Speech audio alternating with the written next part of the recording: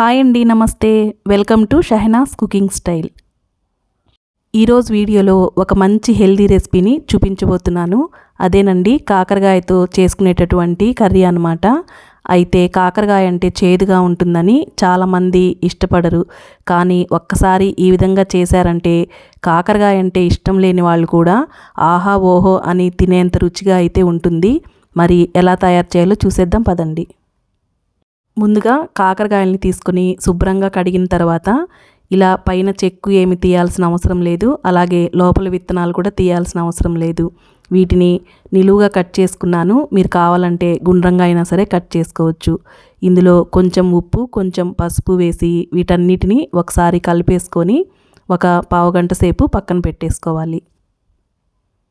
ఈలోపు stove on చేసి ఒక కడాయి పెట్టుకొని ఇందులోకి 1 స్పూన్ ధనియాలు, 1/2 స్పూన్ జీలకర్ర, 1 స్పూన్ వరకు వేరుశనగపప్పు వేసుకోవాలి. ఇప్పుడు వీటిని దోరగా ఫ్రై చేసుకోవాలి.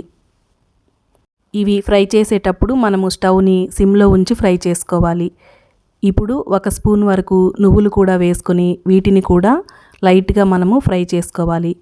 ఇవి చల్లారిన తర్వాత ఒక మిక్సీ జార్ తీసుకుని ఇందులో వీటిని వేసుకొని వీటిని మధ్య మధ్యలో ఆపుకుంటూ మనము పొడిగా గ్రైండ్ చేసుకోవాలన్నమాట. మిక్సీ వేసేటప్పుడు మధ్య మధ్యలో ఆపి గ్రైండ్ చేయడం వల్ల ఇలా పొడిగా వస్తుంది. అలా కాకుండా ఒకేసారి గ్రైండ్ చేసేస్తే ఇందులో ఉండేటటువంటి ఆయిల్ అనేది వచ్చేసి మనకి ముద్దలా అవుతుందన్నమాట. ఇప్పుడు ఈ కాకరకాయ ముక్కల్ని గట్టిగా ప్రెస్ చేయడం వల్ల ఇందులో ఉండేటటువంటి నీరు అనేది వస్తుంది. ఒకవేళ అసలు చేదు వద్దు అనుకుంటే ఇందులో కొద్దిగా నీళ్లు వేసి మీరు కడిగేస్తే ఆ చేదు అనేది కొంచెం పోతుందన్నమాట. నేనైతే అలా నీళ్లు వేసి ఏమీ చేయలేదు, జస్ట్ ఇందులో ఉండేటటువంటి నీళ్ళ వరకు మాత్రమే తీసేసుకున్నాను. మీరు కావాలంటే ఆ ప్రాసెస్ అయినా చేసి ఇవి అసలు చేదు లేకుండా చేసుకోవచ్చు. మన అభిరుచికి తగినట్టుగా ఇక్కడ ఏ విధంగా అయినా సరే ప్రాసెస్ చేసుకోవచ్చండి. ఇప్పుడు స్టవ్ ఆన్ చేసి ఒక ప్యాన్ పెట్టుకొని ఇందులోకి 2 నుంచి 3 స్పూన్ల వరకు ఆయిల్ వేసుకోవాలి. ఆయిల్ కొంచెం కాగిన తర్వాత ఇందులోకి కొంచెం ఆవాలు, కొంచెం జీలకర్ర వేసుకోవాలి.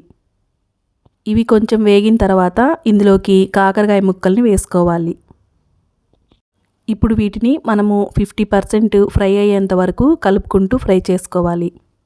కాకరకాయ ముక్కలు కొంచెం మెత్తబడి ఒక 50% వరకు ఫ్రై అయిన తర్వాత ఇందులోకి 2 మీడియం సైజు ఉల్లిపాయల్ని కొంచెం పెద్ద ముక్కలుగానే కట్ చేసుకొని వేసుకోవాలి. ఇందులోనే 2 పచ్చిమిర్చిని వేసుకోవాలి. అలాగే కొంచెం కరివేపాకును కూడా వేసుకొని వీటన్నిటిని బాగా వేయించుకోవాలి.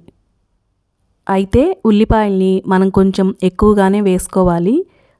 ఈ ఉల్లిపాయలు కొంచెం మెత్తబడిన తర్వాత ఇందులోకి 1/2 టీ స్పూన్ వరకు పసుపు వేసుకోవాలి. అలాగే రుచికి తగినంత కారం కూడా వేసుకోవాలి.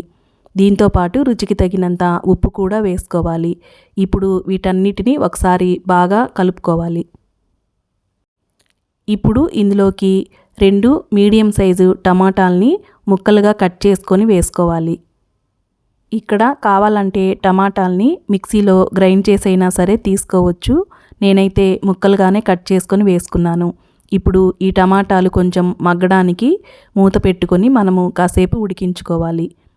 టమాటాలు బాగా మెత్తగా అయ్యేంత వరకు అడుగు మాడకుండా మధ్య మధ్యలో కలుపుకుంటూ ఉండాలి. ఇప్పుడు చివరగా మనము ముందుగా గ్రైండ్ చేసుకున్నటువంటి పొడిని ఇందులో వేసుకోవాలి. ఈ పొడి వేసిన తర్వాత ఒకసారి కలుపుకొని ఒక 2 నిమిషాల పాటు మూత పెట్టి ఉంచాలి. చివరగా ఇందులోకి కొంచెం కొత్తిమీరని సన్నగా కట్ చేసుకొని వేసుకోవాలి. కొత్తిమీర వేసి ఒకసారి కలిపేసుకున్న తర్వాత ఇంకా స్టవ్ ఆఫ్ చేసుకోవాలి. అంతేనండి, కాకరకాయతో చేసుకునేటటువంటి ఈ రెసిపీ మీకు నచ్చిందని అనుకుంటున్నాను. అయితే కాకరకాయ కొంచెం చేదుగా ఉన్నా సరే మనము తినాలి, ఎందుకంటే మన ఆరోగ్యానికి చాలా మంచిది కాబట్టి. ఈ వీడియో మీకు నచ్చితే లైక్ చేయండి. నా ఛానల్ని కొత్తగా ఎవరైనా చూస్తుంటే తప్పకుండా సబ్స్క్రైబ్ చేసుకోండి. మరొక మంచి వీడియోతో మళ్ళీ కలుద్దాం. Thanks for watching. బాయ్ అండి.